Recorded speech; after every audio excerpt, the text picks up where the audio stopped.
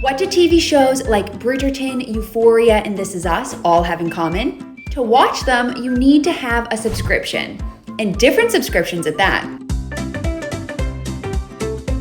Subscriptions could easily come out to be $200 or more every single month. And I'm not talking about just streaming services like Netflix or Hulu. It's dating apps, beauty or personal care, book services, fitness regimens, gaming services, digital news outlets, the list goes on. And it's likely that you're already paying for some subscriptions that you may have forgotten about or you don't even realize. Subscriptions can be the silent killer of your budget for two main reasons.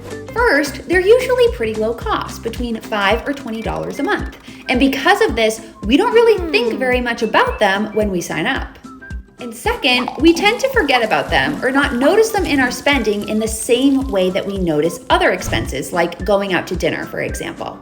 So, I have a few quick tips to help you take inventory of your subscriptions and trim this bill down as much as possible. That way, you have more money to put towards your financial goals or intentional spending.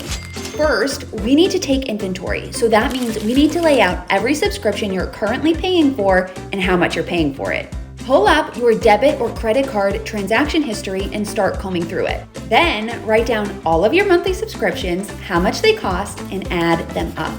Ask yourself, do you know how many you had to begin with? Or were there any that you had completely forgotten about? Knowing how much you're paying for these subscriptions is going to help us guide how we approach this next step. What subscriptions are worth it, and what subscriptions can you trim out? Are you comfortable with your current monthly output?